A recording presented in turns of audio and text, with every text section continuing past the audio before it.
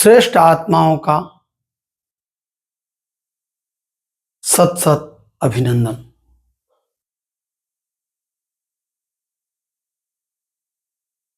आज मैंने एक लेख लिखे वास्तु विज्ञान का महत्व। कई शास्त्रों में स्वर्ग से विराट पुरुष को नीचे फेंक दिए जाने का वास्तु शास्त्रों में उल्लेख आता है कि विराट पुरुष को नीचे फेंक दिया, जिसे वास्तु पुरुष कहते हैं।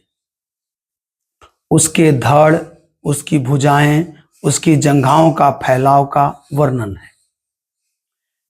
मेरी सम्मति में शास्त्रों के मर्म को समझने के लिए अपनी बुद्धि, अपनी प्रज्ञा का होना आवश्यक है, क्योंकि यस्य नास्ति स्वयं प्रज्ञा शास्त्रम तस्य करोति किम लोचनाभ्याम भीनस्य दर्पणम किम करिष्यति। जिसकी अपनी बुद्धि न हो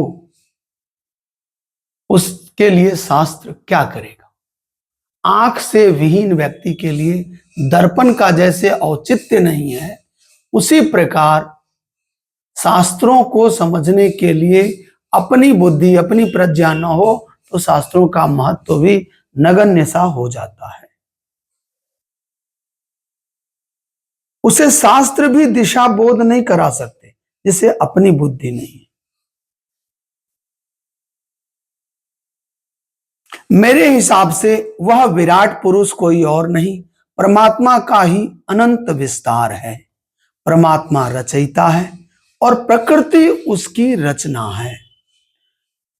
पूरी सृष्टि परमात्मा का बनाया हुआ चित्र है और परमात्मा ही वह चित्रकार है। सृष्टि एक कला है जहां बहुरंगे फूल खिलते हैं, असंख्य तारे टिमटिमाते हैं, असंख्य नक्षत्र उसी कलाकार की कला से ददीप्यमान हो रहा है। अगर नृत्य है तो नर्तक है।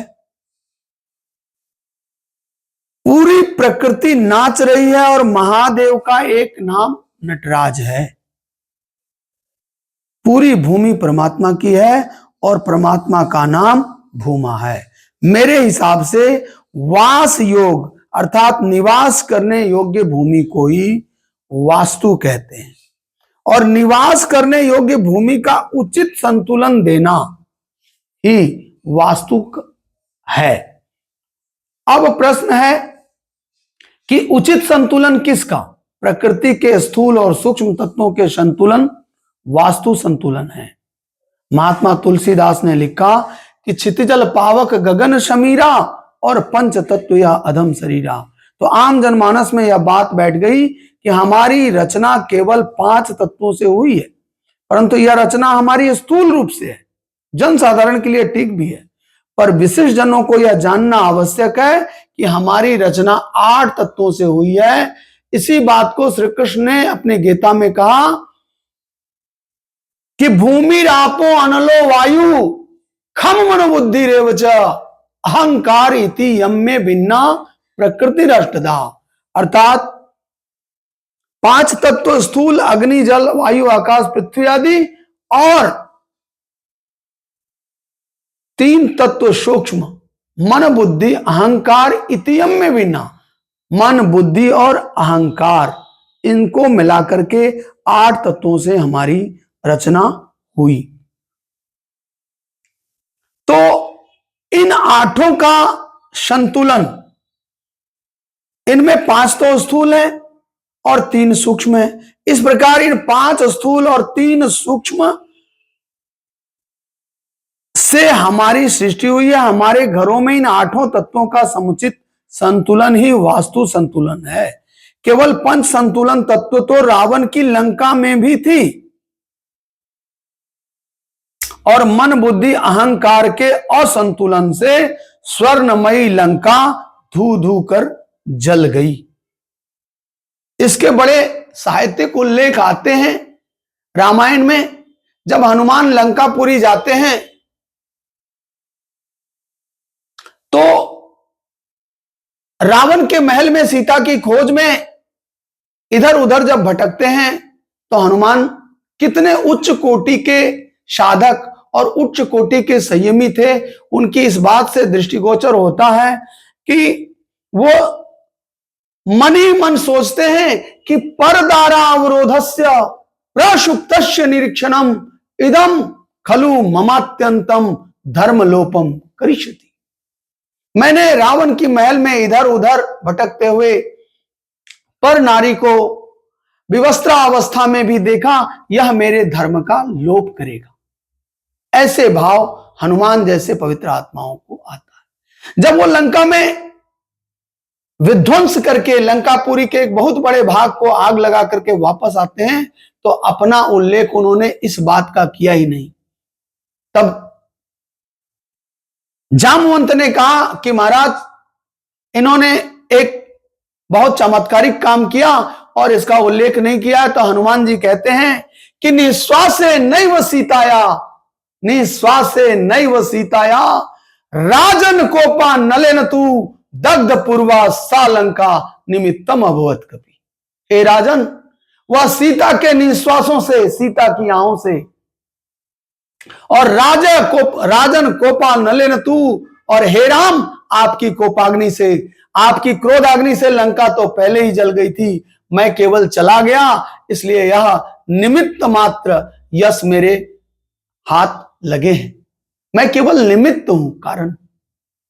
तो हनुमान की विद्वता इससे दृष्टिगोचर होती है और ऐसे हनुमान को हमारे कुछ पोंगा पंथी पंडितों ने बंदर घोषित कर दिया। यह भी दुर्भाग्य की बात है।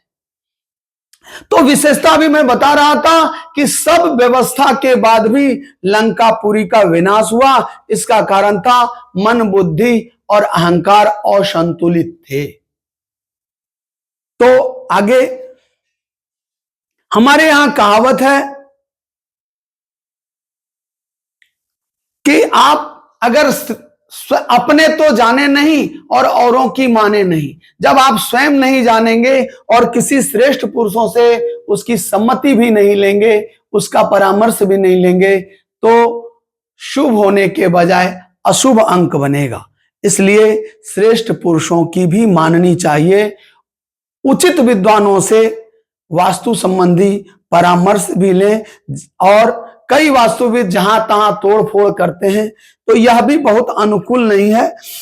कोशिश करनी चाहिए कि मकान में कम से कम तोड़फोड़ हो और मकान वास्तु अनुकूल हो, जिसमें वायु तत्व का संतुलन, जल तत्व का संतुलन, आग्नेय तत्व का संतुलन और पुण्य कर्मों से मन, बुद्धि, अहंकार का संतुलन होता है।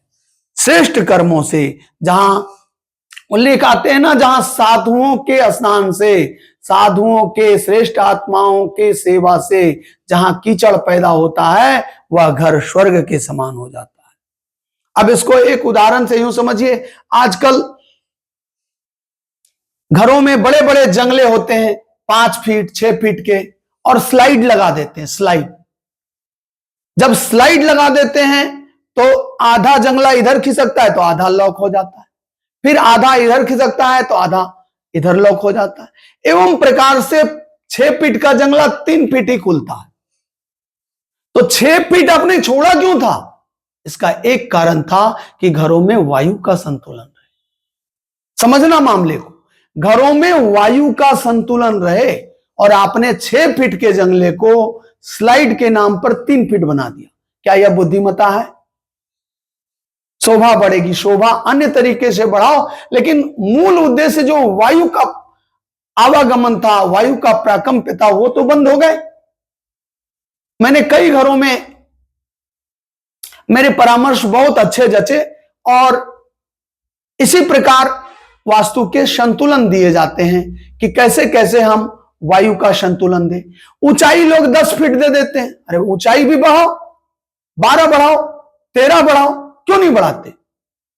उससे वायु का संतुलन। अंग्रेज पुराने जमाने में कोठी बनाते थे, देखो उसकी ऊंचाई, कुछ अपनी भी तो बुद्धि लगाओ। किताबों में लिखे, तेरे किताबों के अलावे अभी बताया ना, यस्य नास्ति स्वयं प्रज्ञा, जिसकी अपनी बुद्धि न हो, कारण और निवारण, यही आधार है।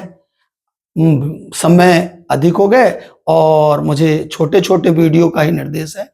जिन सज्जनों को किसी संबंध में परामर्श लेनी हो तो आप हस्तरेखा विशेषज्ञ कपिल बाबा का नंबर है कि 96 31 46 75 52, 96 31 46 75 52। धन्यवाद।